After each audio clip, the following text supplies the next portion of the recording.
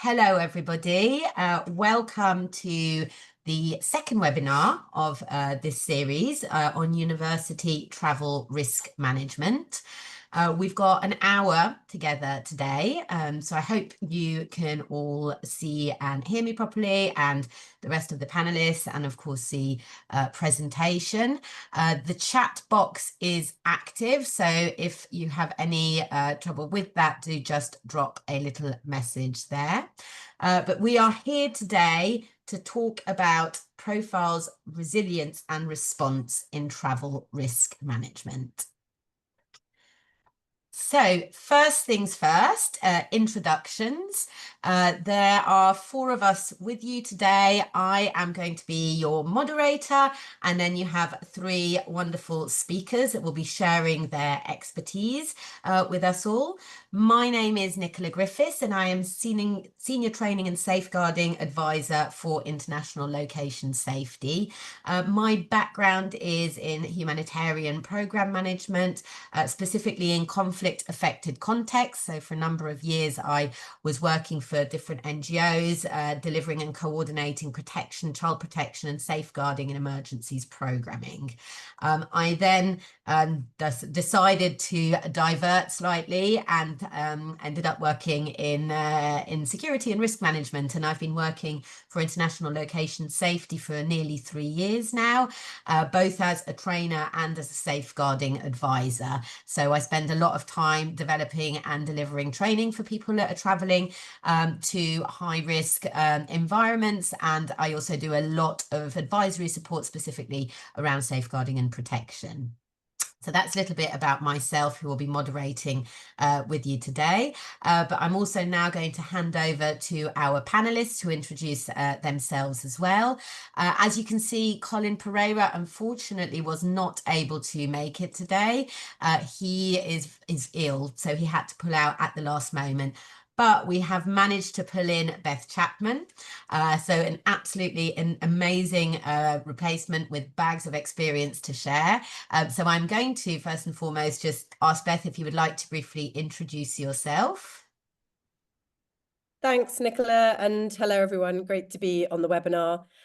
So my name is Beth Chapman. I'm currently working as a senior consultant for international location safety. I'm currently in Nairobi in Kenya, where I've been for the last 2 years. Prior to that, I was based in the UK working as director of programs at International Location Safety, working with a number of different clients on their travel risk, security and safety programming. I also sit on the British Standards Board for BS 8848, and I also know the new international standard, ISO 31030, pretty well, and I've done a few independent kind of audits and reviews of different organizations to see how well they meet that standard. Prior to ILS, my background is in managing expeditions. So I worked for 15 years running my own expedition company. So making sure that the people that were traveling with us, university students, school groups, corporate clients, donors, were safe and well looked after whilst they were traveling. So a little bit about my background, and I'll hand back over to Nicola. Great, thank you very much, Beth. Next, we have Imogen Wall. Yeah, who's remembered to unmute herself, which is always a good start. Thank you, Nicola. So I'm a consultant. I'm independent, which is great. I can say whatever I like, but I do work with ILS.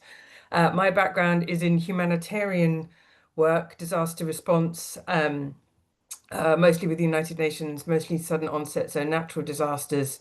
I stopped doing that mostly about 10 years ago. I still consult a little bit for the Foreign Office. But what I do now mostly is work in mental health, and psychological risk management is my field. I am a mental health first aid instructor, which is sometimes described as hostile environment training for the mind.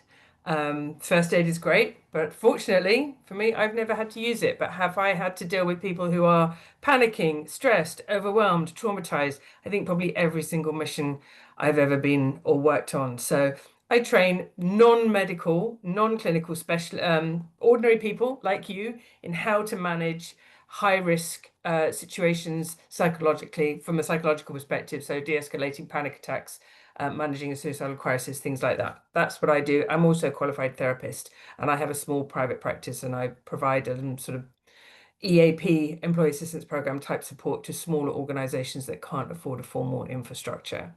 So that's what I do. I help get psychological support to people in tight spots in very difficult situations, and give confidence and knowledge to people who are not clinicians in handling such situations. Great. Thank you very much, Imogen. And last but not least, Melanie Boucher. Hi, thanks, Nicola. Hi, everybody. I'm Mel. I always say Boucher, but Boucher's much posher. Sorry. It's always Boucher if I go to France. It was a little bit of a French accent I added in on Yeah, Boucher. thank you. I'm the head of health and safety at the London School of Economics. I've been in health and safety for 25 odd years now. Started at a county council, worked for a fire service, ended up at the Royal Opera House, not for very long, that didn't work, and have been at LSE for 11 years. Sometimes it feels like 5 minutes, sometimes it feels like a life sentence.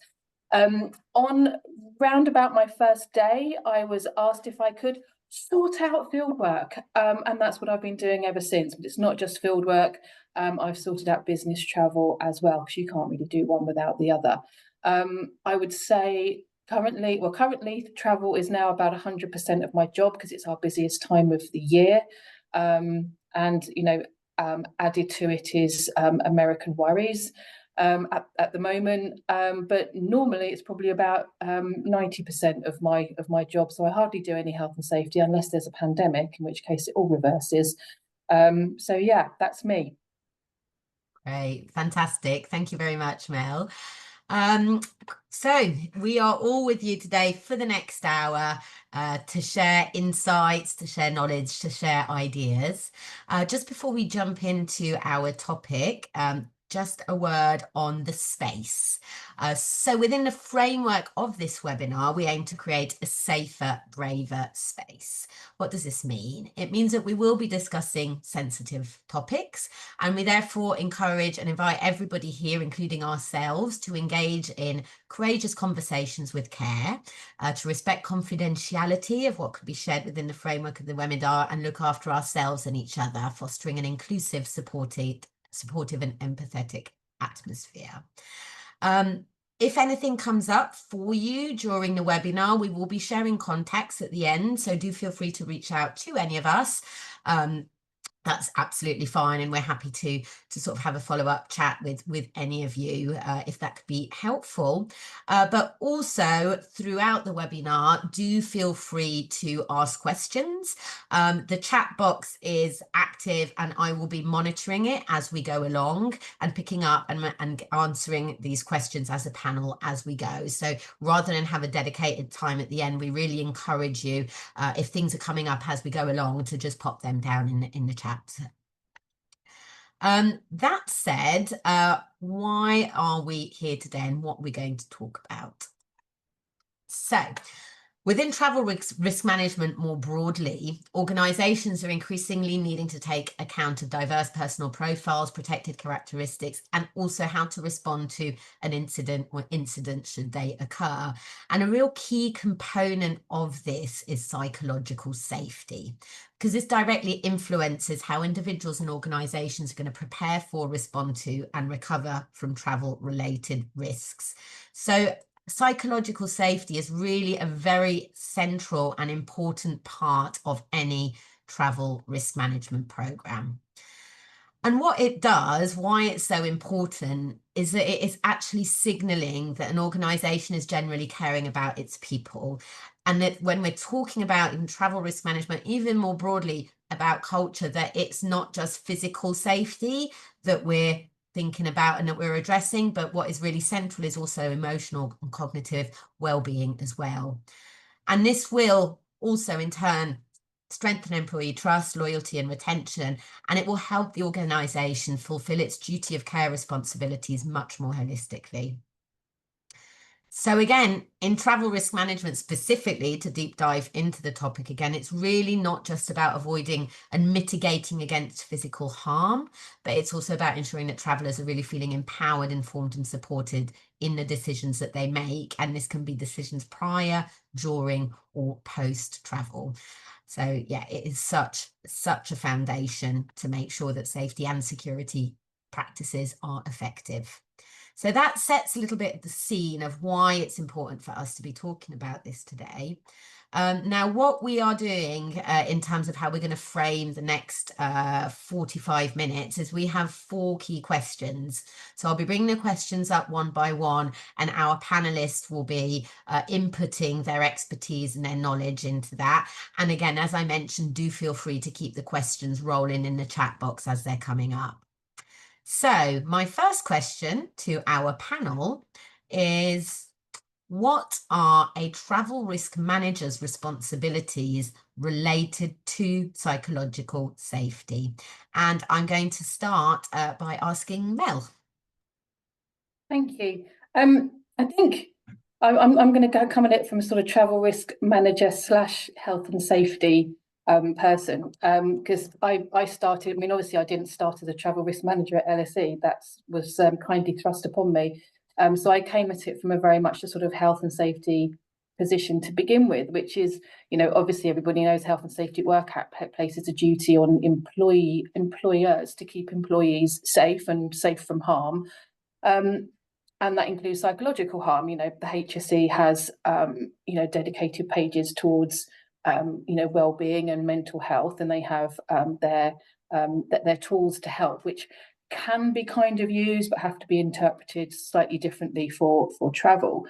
And you know, there is a, you know, the foundation of all health and safety training is always that there's a moral, financial, and legal responsibility to employers as to pose their duty of care.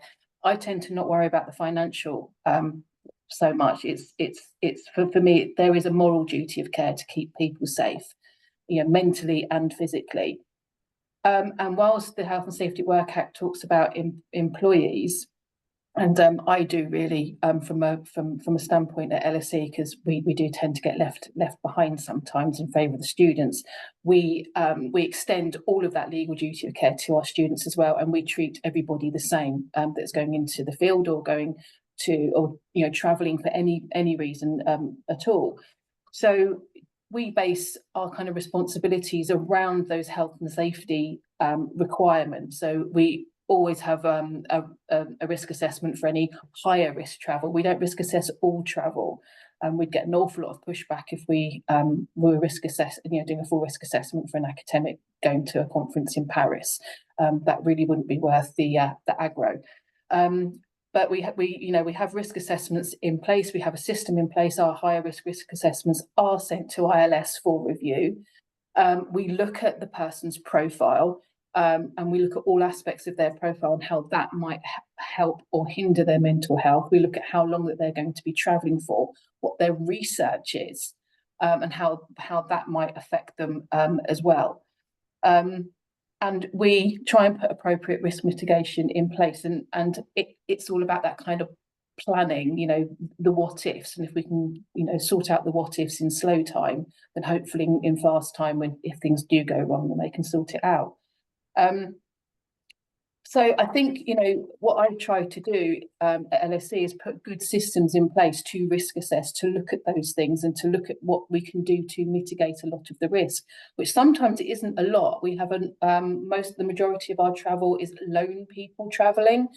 We have some group travel, but it's not like, you know, people going out from other universities that might be going out in groups. A lot of it's lone travel. So there's management control isn't really a thing, so we have to think about what we do for the students there. But I think some of the responsibilities also that, you know, I've seen and I've tried to deal with is actually making sure that travellers know what is available to them, that they can ask for help. It is there. Sometimes to even tell them what they should be looking for, and also training for managers so that they know what's available. I know, you know, in most universities, you know, siloed working is a really big thing, and it can be difficult to know, you know, what support is available across the university. I'm still learning that sort of thing after 11 years at LSE. And I think one of the things that I've tried to do with the travel risk management, haven't managed to alter culture with health and safety, but with travel, is to have that culture where people can say, I don't feel happy about this, and what can we do to make it better. So that's what kind of I think my responsibilities are from a kind of legal point of view, moral point of view, and also so I can sleep at night.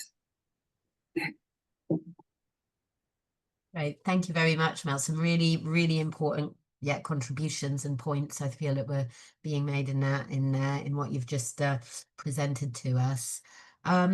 Beth, would you like to talk us through your thoughts and experiences?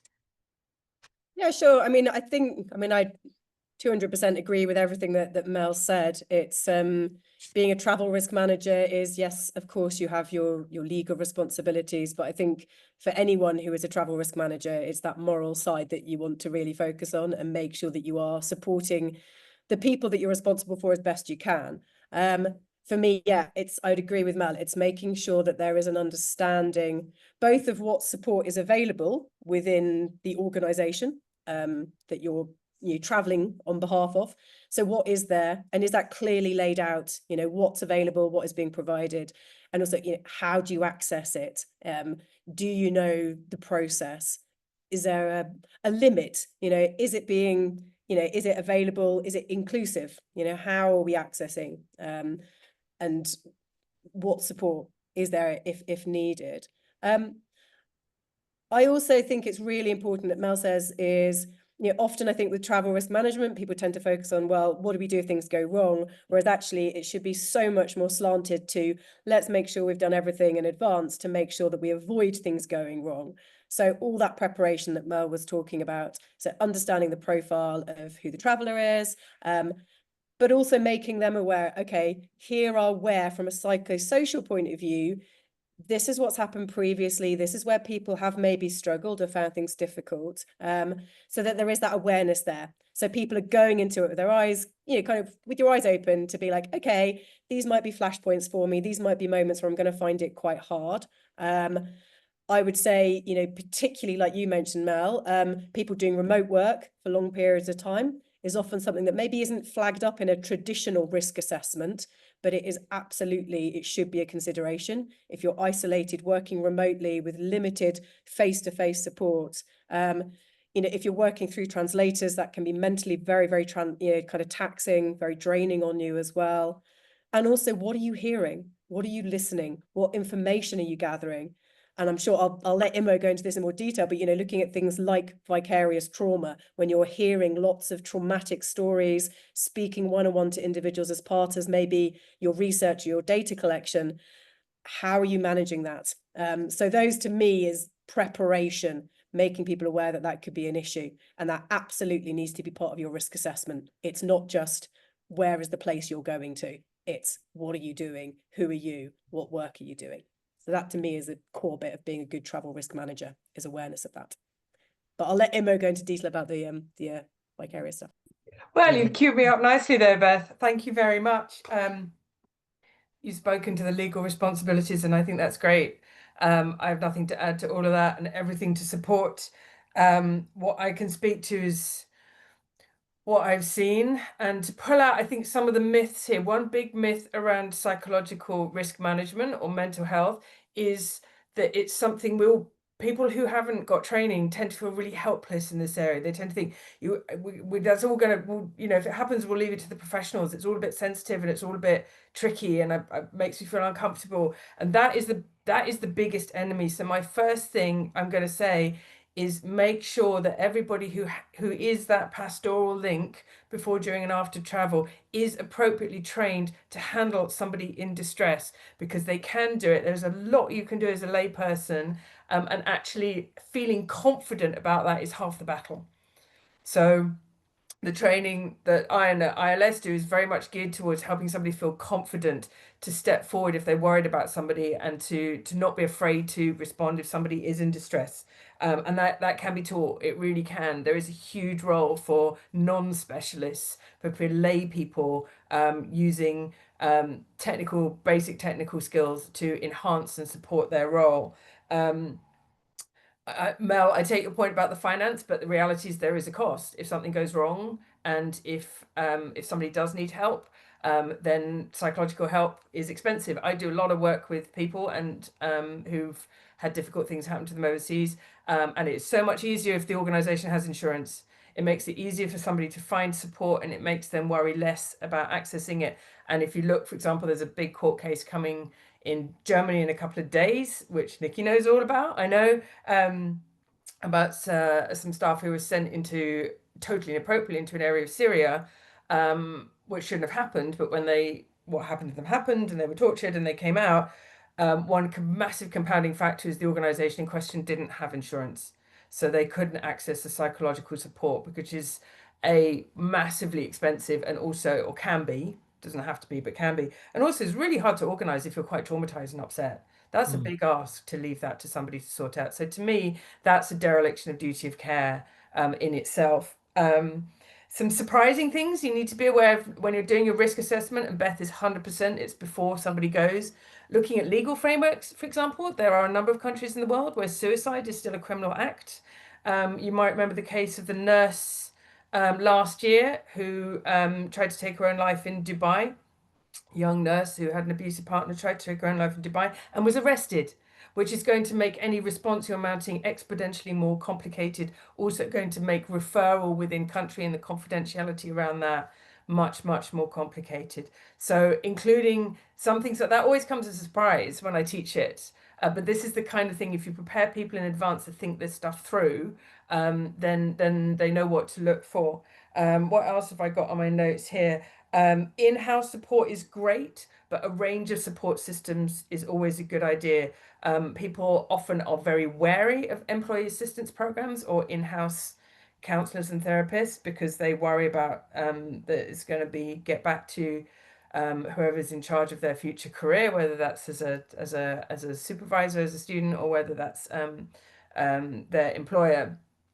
They also, for their own personal reasons, might not want to go down a technical, a professional route. So Beth is right. Have your resources to hand, know where they are, and know them. So someone asks, what do I get? Do I get a phone call? Is it 24-hour? How many languages do they work in? All of this kind of thing. What is the confidentiality? Make sure you can answer quickly and confidently when people have those questions, because that's, to go back to your point, Nicola, that's how you're going to create safety for them, make it safe for them to access the support systems that are there. If you sound knowledgeable and confident in it, then that's going to translate to creating safety. But I will end with the biggest thing I hear, and I just heard it again from somebody. I work with an organization that sends people out to do rescues in the Mediterranean. Just talked to somebody pre-departure. Their biggest takeaway from their last mission, where things did go wrong, was that when something went wrong, no one sent a text message to see if they were okay.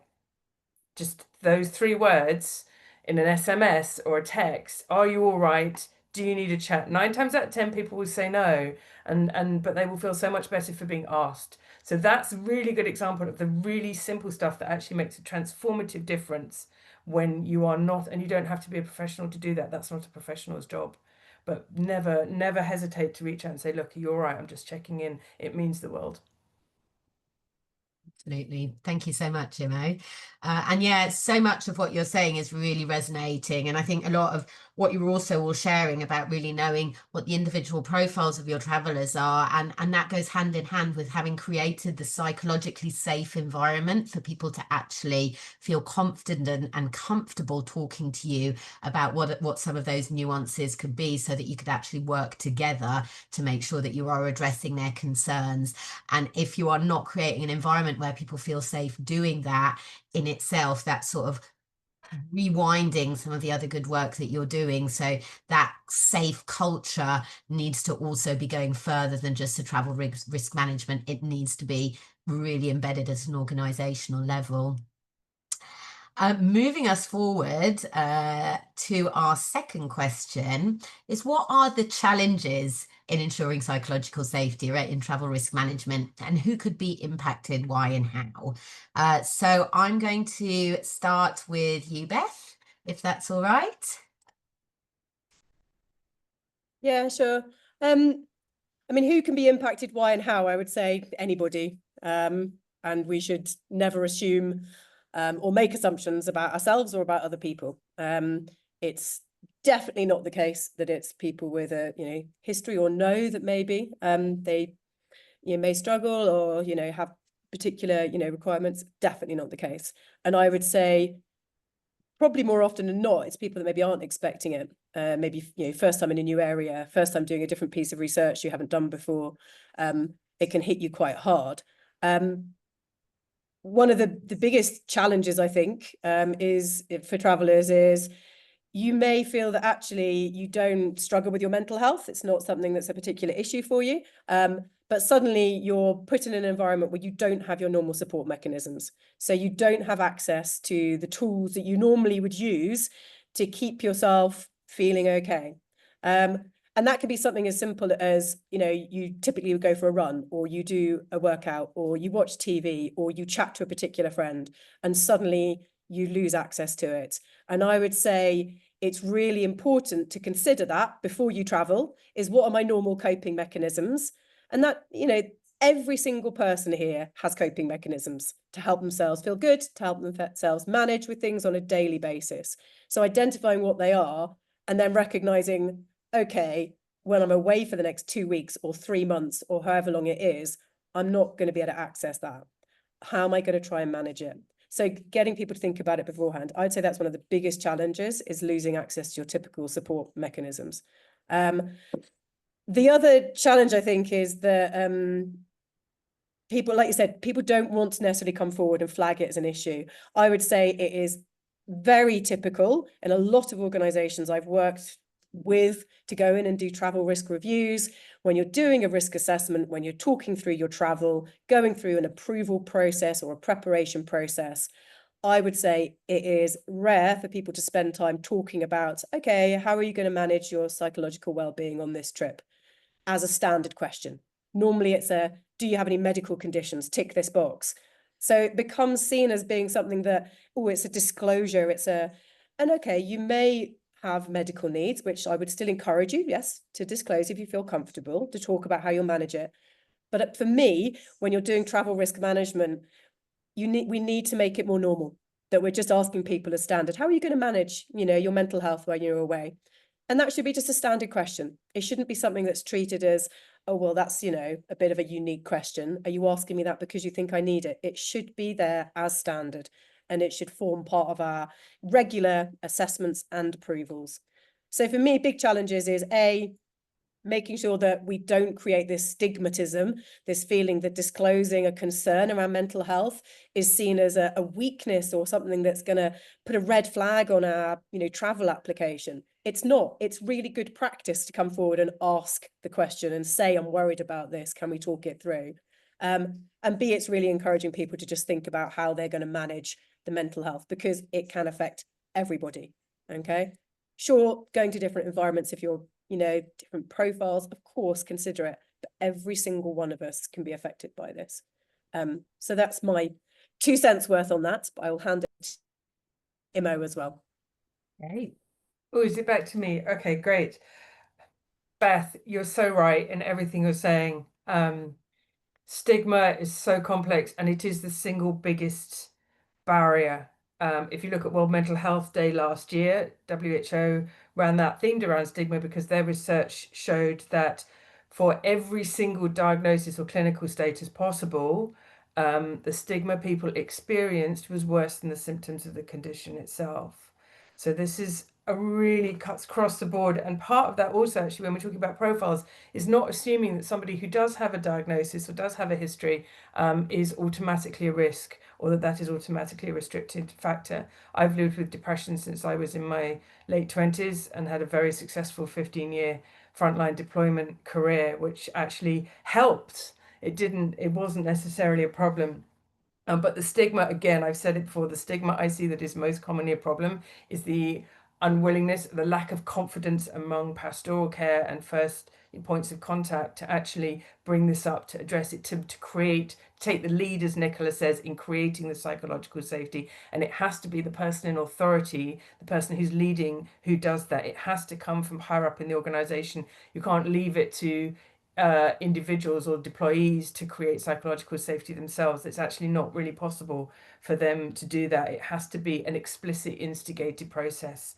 And a big, really helpful way to do that is systemic structures. Pre-departure briefings, post-departure, post-mission debriefings, buddy systems, check-ins, all of these things. And as Beth is saying, let's think about how you support your psychological health. Again, to go back to my boats example, you go on a boat, it's a very small amount of luggage in a very small space. So we look at what can you take with you, what does work, what can anchor you, what can create that sense of home. It might be a photo, it might be a piece of jewelry, it might be a scent. Take your teddy bear. Lots of shame around things like teddy bears, but I will always say I take my teddy bear when I go on mission because it makes me feel safe. A pillowcase, all of these things I've seen people take. We call them anchoring objects, things that do connect you to that sense of home, or safety, and your sense of yourself, who you are, and thinking about all the evidence base around managing yourself in the field is about little and often. It's little things done every day.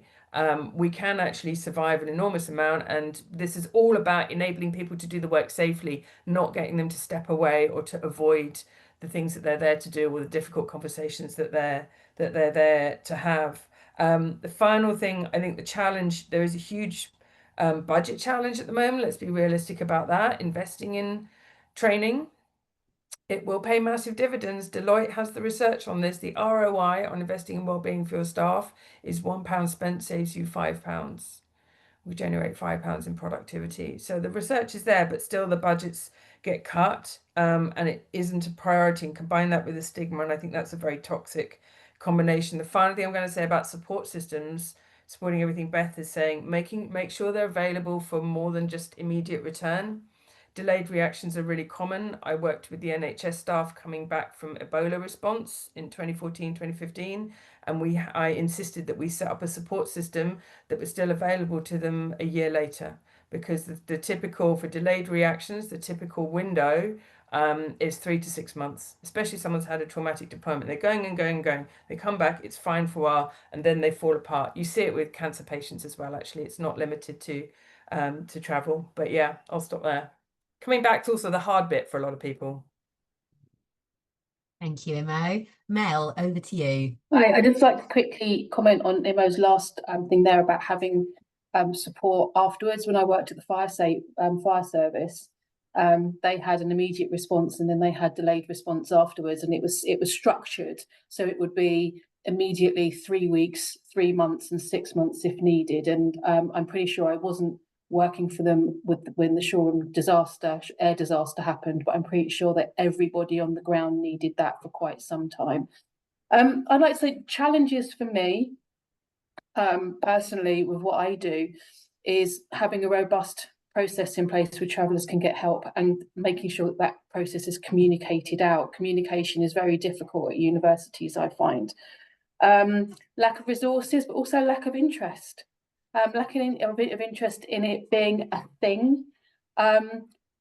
We have staff counselling, we have student counselling. I have my own fieldwork counsellor on our books. We have an EAP, but in the academic world, there's still a lack of interest, and that goes back to the reticence to admit that you've got mental health issues, because that might be monumentally harmful for your career. And having actually had an academic say to me about a member of their staff who'd gone through awful mental health issues, if I'd known, I would never have employed them. And that was last year. The other thing about universities is people stay in post for a long time. Academics stay in post for a long time. The churn is glacial. So whilst you have new academics coming in, PhD students who are more than happy to discuss mental health issues, and we have it in our risk assessment, and that the students are really open about it, and they actually ask for help, because you have the culture is so long to change, because you've got people who basically never retire. It takes a long time for that churn to happen. The other challenge I have, and Imo, you touched on this previously, is travel risk managers not knowing what to do, not being trained. I haven't been trained. I have suffered from some quite awful vicarious trauma through what I've heard. And it's really, really hard to deal with. So I needed to go to the school counselling service to get counselling for what I'd heard. And it would have been really great to have had some training. Apparently, I was told that what I did was right, but I didn't know what was right. So not only was I hearing all this stuff, I was having the stress of the fact that I could be doing something wrong. So that's a massive challenge as well as all the other challenges we face when dealing with travel risk. I mean, it's a stressful enough job anyway. Absolutely. And again, some really, really important points raised there. And yeah, it like everybody has a part to play, don't they, really, in psychological safety around travel risk management. And I think, again, we've talked about the stigma. I think a big part of it is the fact that a lot of these conversations are not normalized, as all of you were saying. And there's a lot of denial as well when something starts happening. And as somebody who has gone through a burnout themselves, I had no underlying mental health conditions. And when I was being talked to about the possibility of burnout, etc., I just brushed it off as something that I thought would never, ever happen to me. So when it did, I was in absolute denial for quite a while about that. And I was masking it because I didn't even realize myself what was going on. Now, with the sort of knowledge that I have had now, having gone through that and accepted it and understood a bit more about what was happening to me, it seems, yeah, just thinking about how I'd completely denied all of that, it seems insane, but that was a process that I went through. And I think it is also very much tied together to a lot of the things we were discussing around the stigma, about the fear of it impacting professional or future job careers and possibilities, etc. So I do think that everybody has a part to play in normalizing these conversations, in supporting each other, in asking each other how we're doing, including the people that are actually managing travel or managing safety and security. As we said, they play a huge role in all of that as well. Great. That leads us through to our third question. Again, for those of you that are attending, do feel free to drop any questions in the chat box. As I was saying before, I am monitoring it, so we will be able to pick those up as we go along. So just a little reminder that that option is available to you. Right, our third question is, what does preparedness and response look like when we're talking about psychological safety or psychological risk management? And how do we factor in diverse profiles and protected characteristics?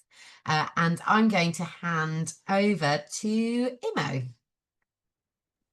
Oh, Lordy. Okay. I think we've talked a lot about this already, actually. I think I've said a lot, and I'm not going to say it all again, but Beth is right when she says the preparedness and the mainstreaming, the structural thinking is critical for creating psychological safety, as well as for making sure you have preparedness in advance.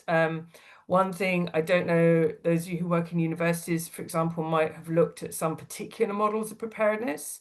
There's something called a postvention, which is preparing in advance for how your organization will handle somebody taking their own life. This is now common practice in prisons, in hospitals and in schools. But I certainly within my sector, within the aid sector, I don't think I've ever come across an organization that's actually thought about this in advance. I have supported several who've had to deal with it and have been in an absolute flat spin, particularly if they're a small organization and they were close to the person who died and they're all really upset. In one case in particular, they did say if we hadn't had the basic mental health first aid training, we would have been completely sunk. But golly, do we wish we'd thought about this in advance when we had the bandwidth and it wasn't emotionally loaded. There's a whole lot Beth has said about trauma-informed work. And also another one aspect of training we haven't talked about is handling disclosure. If something does happen, it's so important that the first person who makes contact with somebody who has been through something traumatic or who has just disclosed something responds in a constructive, compassionate, and appropriate way, because that will set the trajectory both for their recovery. If they're met with non-judgment and kindness and safety, then they are much more likely to follow a recovery trajectory faster and with fewer challenges.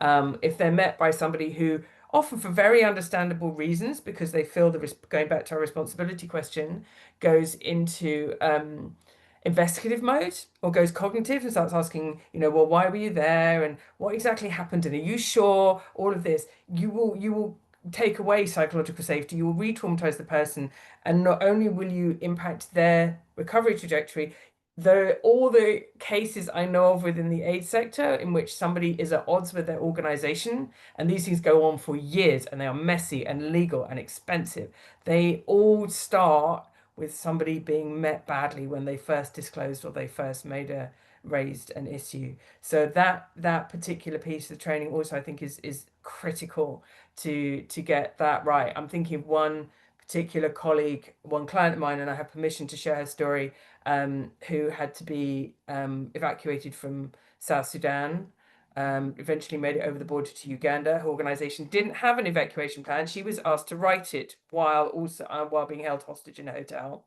The only formal acknowledgement by her organization after she was out came in a written letter from the IT department asking for proof as to why she wasn't able to return her laptop. And she's still angry about that. She's not angry about the incident. And I think this is really important when you're thinking about preparedness. Your staff, people who go into difficult places, they know what they're doing. They're taking the risk. They want to go. That's factored in that something bad might happen. What they are expecting, often without articulating it, is that the organization will have their backs. So if the organization doesn't, or the ball is dropped, then that is where the damage comes, and that's where the long-term resentment and conflict comes from. It's not actually from the incident itself. So we're back to kind of underscoring the importance of everything we talked about, really, and all the practical stuff that the outlines, sort of the checklist and the to-do things that we've just given you in terms of what preparedness and response looks like. But I'm going to underline one last point, firstly about your assumptions around what constitutes a risk profile. We're all now much better at talking about LGBTQ populations, or and we're more aware of the legal risks around that. But one of the people I worked with who felt most vulnerable was a dual national sent by the Foreign Office to Nigeria. She was half Nigerian. The working assumption was that she was protected by being a half Nigerian because she spoke Hausa, she had family there. Actually, when you spoke to her, she felt far more at risk than her white colleagues, not least because all the training had been aimed at them and had not considered the implications to her profile of being associated with the British company, with the British organization. So people's trust somebody's risk analysis of themselves. If they have personal characteristics that make them vulnerable, they have been navigating this for years before it ever came on your radar, and they will have a much greater sense. So start with them. Risk assessment has to be a really collaborative process, I think, when you're talking about identity. I'll stop there. Great. Thank you very much, Imo. I'm going to hand over to Mel, but Mel, there is also a triple part question for you in the QA.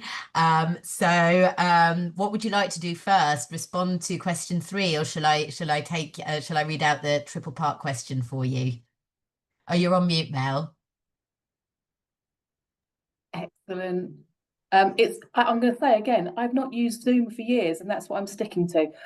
Yeah, go for the triple part question. Triple part question. Here we go. So triple part question for Mel. These are objectively depressing times, and use constantly brings confusion and distress. This takes a toll on students in particular, because you have many international students.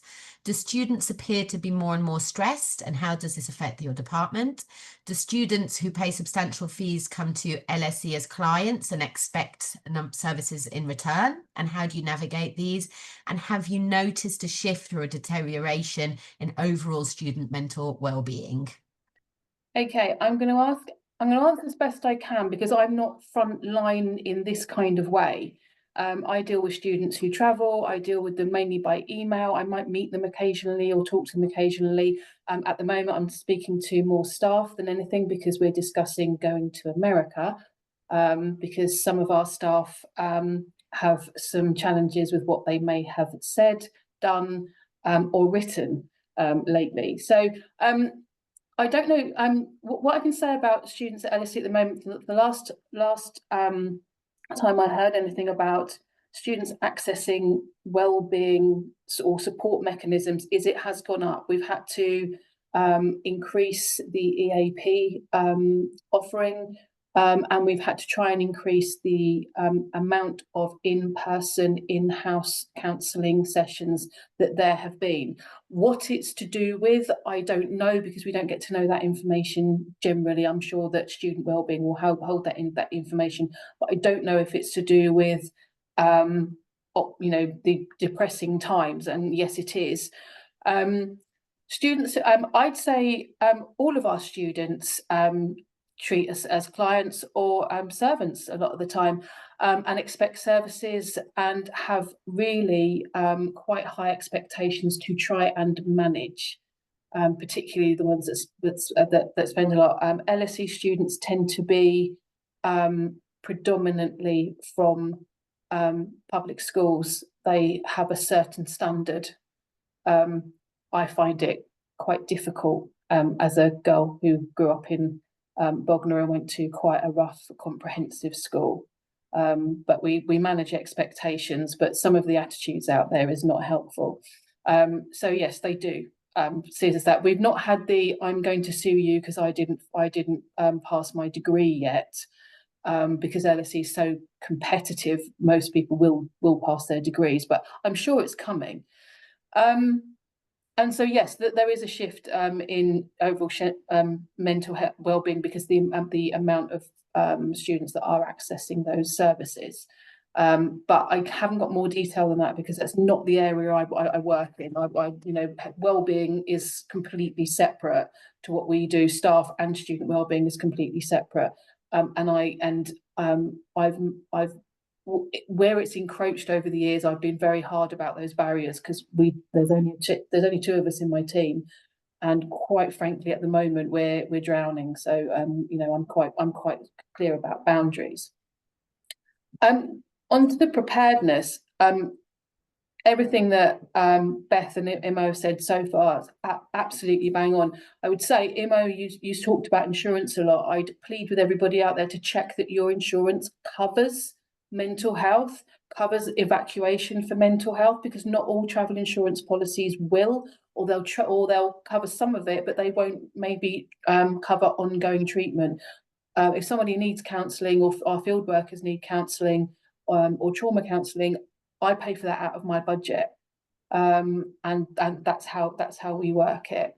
I'd echo the offering sort of help before people go. We've had some quite punchy research, and one of them was people going to Mexico to investigate and research the disappeared in Mexico, and I offered them the opportunity to speak to our fieldwork counsellor before they went, so that they had some tools, but also that they could recognise in themselves when they weren't doing too well. You said, Nicola, about your burnout and not recognising it. When I'm very, very, very stressed, I often don't recognise it myself, but I stop eating and I stop talking, and me not eating and not talking is quite huge. If anyone's met me, Beth's met me, she knows I like a chat.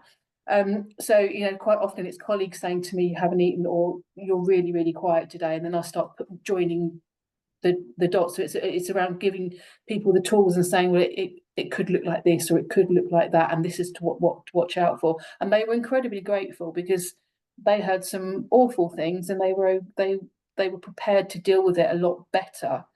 And again, I'll go back to making sure travellers know how to access wellbeing, that it's okay to do so, and that their managers know how to do it.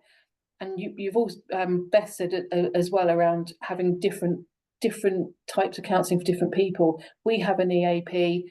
Apparently, accessing it isn't great, and you do get all those questions. What are you doing there? Imo, you said about the first person that after disclosure has to be like that. One of the reasons we have the fieldwork counsellor is she doesn't start with, well, what the bloody hell were you doing there? You were doing what? She doesn't start with that. She starts with, okay, what happened? And that's how I started. I had a disclosure of serious sexual assault in South Sudan, and this particular person didn't want anybody else to know. I mean, anybody in the school. And I had to explain to them that I would have to let some people like senior managers know what happened. But I kind of came at it as a they need to, I need to follow what they want. And you're saying about not wanting anybody to investigate. We had somebody in the school who was screaming to investigate this particular case, banging on doors, calling me all sorts. And I protected that person from that interrogation because I knew what it would do to them. And this is what I mean about I didn't know whether what I was doing was right at that time. But our fieldwork counsellor told me that I did absolutely the right thing. And it did help with that person's recovery. And it did help with the fact that we, as an organisation, didn't have any repercussions from that. So I'd say that kind of preparedness, as in get yourselves training, if you are in that position where you could have a disclosure, get yourself some training and make sure other people in the organisation understand what the response should be. Because a military style MI6 interrogation would have been absolutely hideous for the person involved. And I went out on a limb and I had an awful time with this individual because I was steadfast. And that so be it. But that's I may malign the organisation, but I will go out on a limb to protect the people in it. Thank you, Mel. And some very important words coming out: trauma-informed, survivor-centred, and these really lie at the foundation of psychological safety.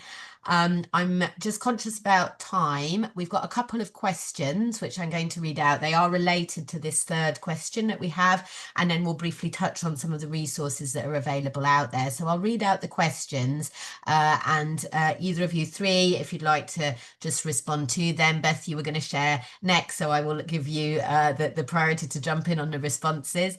I will read them both out because they do touch on similar points. So the first one is that there could be a reluctance to share information on protected characteristics, medical history with travel leads and principal investigators, as risk assessments might be shared widely. If this information is shared in confidence with one person, there is a single point of failure, which isn't good enough. So this person is asking what could be some potential solutions to that. And the second question is around stigma, and it is around staff not wanting to open up due to issues of stigma and how that could be addressed. So literally the question is, what should I do? So those are the two questions. I'm going to open up, Beth, if you would like to jump in first, but also Imo and Mel, please feel free to complete, and then we'll just touch on some of the resources that we have available for you all. Thanks, Nick. Yeah, sure. I can go quickly on this and welcome other thoughts as well. I mean, it is a challenge, I'm not going to lie, getting people to come forward because of the stigmatism we talked about, or people don't want it widely shared. And I've seen, again, a lot of travel approval forms that are then just, bounced around. Anyone can access them. They're not stored securely. So we do need to look at our systems around that. Is your standard travel risk assessment there that is widely shared, but then there is another, maybe separate form or a separate mechanism for people to come forward and disclose maybe more sensitive or personal information. What we also need to try and work on is encouraging people to share for the very reason that it's not to discriminate against them or to stop them doing things. It's so we can enable and support them. So when we're having those discussions to start with, it's flagging things like, okay, are you aware the area you're going to that your profile might find it, you might find some areas a bit more challenging. Would you like to talk that through with somebody? So encouraging discussion rather than it being seen as do you meet this criteria or not?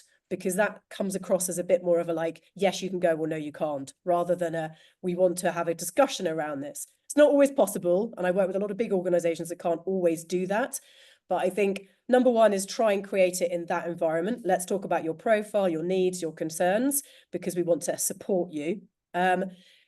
Two is, can we separate the system somehow so that we have a general one, which is to do with more finance and budget approval, and then maybe one that has more sensitive information that's shared on a need-to-know basis. I would say again, though, that organizations have a duty of care. They have a responsibility to look after you. So yes, you do need to share that information. The organization has a responsibility to store and use that data responsibly, but that may well be them informing you as a traveler, we do need to share this information because we need to look after your safety and security. And ideally notifying you of that if that is going to be happening and who they're sharing it with.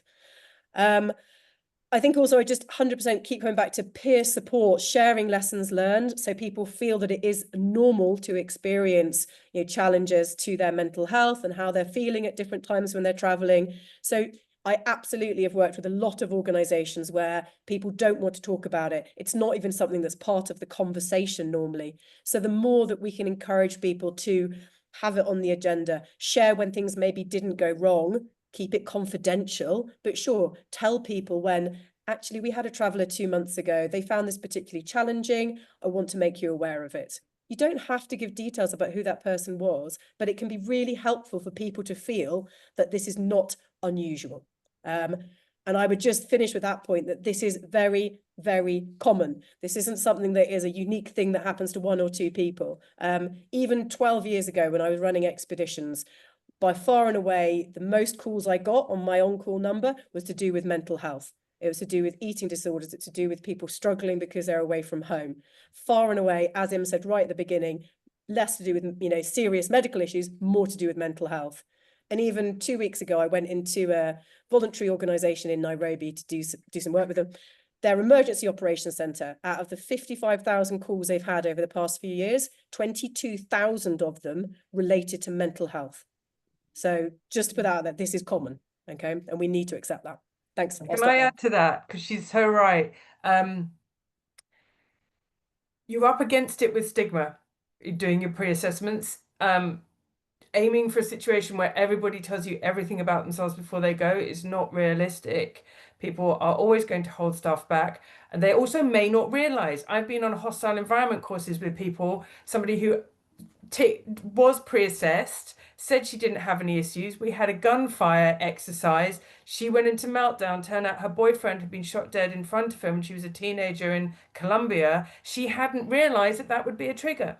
So this is why training people to notice distress, to pick up on early warning signs, and to be ready to be proactive in reaching out is so important. Mel, it's fun fact, this is what we teach in mental health first aid. You are biologically wired. Your cognitive function stops functioning so well when you're stressed. So exactly the point where you need to be self-monitoring, you need that dispassionate distance to assess, you actually biologically can't do it. And the signs show up physically, emotionally, cognitively, behaviorally. They go way beyond what we think of as psychological. And if people are trained to respond to that, that will be as effective as, trying to get people to disclose and worrying about data management beforehand, because you're asking some very important and valid questions, but people are not going to answer them fully. I didn't tell the UN that I live with depression. I moved to New York. I had to do a medical. I had to tick a box. Said, have you lived with psychological illness? And it took me 10 minutes of sitting and staring at the form to tick it, because I thought they're not going to send me on deployment if I do. So people won't disclose. You still need to be ready to respond and think about practical things like, can you get medication to people? And look at protective factors as well. If someone's got a history, that can be a really great asset in their time in the field. So I'm going to leave it there. Now, do you have any last thoughts just on these 2 questions before we wrap up? It's bang on 3 British summer time, so we will need to... Ever so quickly, I think it helps if people know where their risk assessments are going. So we're very upfront and open about the fact that our risk assessments for higher risk places will go to ILS. They will go to the head of department if needs be, and if needs be, they will go to the senior management team if it's extreme risk travel. So we openly discuss that. If somebody discloses something in their risk assessment, I will email them and say, can we talk about this further, and have a conversation with them. And I do that separately, Beth. It doesn't happen very often. Mostly they come back and go, no, it's fine. I've got a counsellor. I've got all of that in place. I'll be cool. And the other thing is, if somebody does disclose something to me, I will ask if I can pass it on to my colleague, my immediate colleague, Lisa, to save that single point of failure. Okay, there'll only be 2 of us, but it's likely that one of us will be around if something happens. That's all I'm going to say is you can, even without, you can kind of make people feel a bit better and safer by letting them know up front where their information will be going. Also, I've worked very hard over the last 11 years to call ourselves facilitators. We facilitate field work. We don't say no. We facilitate safe field work. And so it's a bit like being a plumber. We are recommended through word of mouth through the university system. It's go and see health and safety. They're really helpful. So we've fostered this culture, even if it's just a micro culture where people do share information and they do share their worries. And they know that we're going to take them A, seriously, and B, we're not going to tell the entire world about it. Absolutely. Thank you, Mel. And yeah, just to reinforce that, I think we can't expect people to just automatically want to open up to us. We have to create an environment where they feel safe doing so. And that really goes back to a culture of psychological safety within the organization. And when we are ourselves normalizing these behaviors, that's when people will start becoming more comfortable in disclosing and opening up as well. So that psychological safety is just key at so many levels. That brings us to the end of our workshop, our webinar today. Up on the screen, you'll see a number of useful resources for you to go and have a look into, deep dive into. Mental Health First Aid England. Imogen does a lot of training for them. Absolutely brilliant programs. I've done the training myself in terms of upskilling people so that they're able to identify and support people that might be having a bit of a challenging time. The Headington Institute, Fiona Dunkley Associates, Thrive Worldwide and Conterra are organisations that really focus on psychological well-being in travel risk management and high-risk environments. So all of those great resources to look into. And you also have our contacts there on the side, including Imogen's website as well.